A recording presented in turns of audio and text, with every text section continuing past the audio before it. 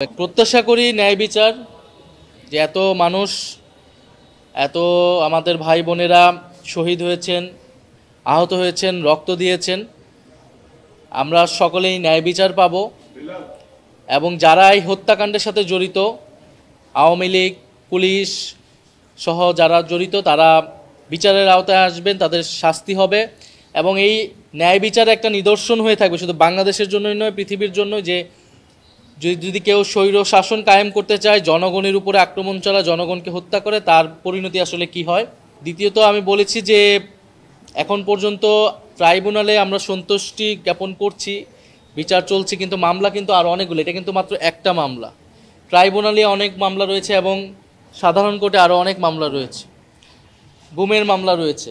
ফলে এই বিচারটাকে সার্বিকভাবে দেখতে হবে, কারণ আমরা যেই সাধারণ কোর্টে যে মামলাগুলা, সেই মামলাগুলো সম্পর্কে কিন্তু আমরা তেমন ইতিবাচক কথা শুনতে পাচ্ছি না। শহীদ পরিবারদের সাথে যখন আমরা কথা বলি, অনেকে জামিন নিয়ে বের হয়ে যাওয়ার মতো ঘটনা ঘটতেছে, বা সরকারের সেটা নিয়ে প্ল্যান কি, এই বিষয়ে আমরা আসলে জানতে পারতেছি না। ফলে সেই মামলাগুলো যাতে যথাযথ গুরুত্ব সহকারে দেখা হয়, এইটা আমাদের আবেদন থাকবে।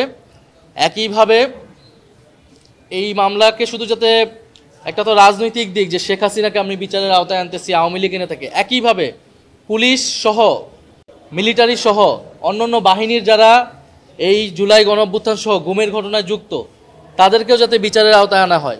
কোনো বাহিনীর দেখে যাতে কেউ পার পেয়ে না যায়, সেটা আমাদের কাছে কিন্তু স্পষ্ট থাকতে হবে। কারণ আমরা দেখেছি গুমের ঘটনায় অনেক অভিযোগ এসেছে, আমি নিজে অভিযোগ দিয়েছি, ডিজিএফআই যেসব অফিসাররা আমাকে তুলে নিয়ে গেছে বা হেনস্থা করা হয়েছে।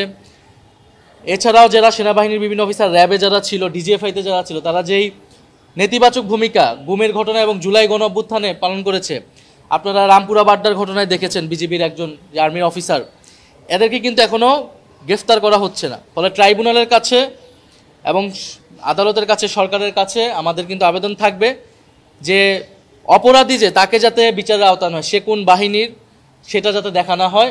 আমরা যারাই জনগণের উপরে এই হত্যাকাণ্ড চালিয়েছে, গুম করেছে, নির্যাতন করেছে এবং সরকারকে ফ্যাসিবাদী হতে সহায়তা করেছে, ক্ষমতায় থাকতে সহায়তা করেছে, তাদের সকলকে দ্রুত সময়ের মধ্যেই গ্রেফতার করতে হবে এবং বিচার নিশ্চিত করতে হবে।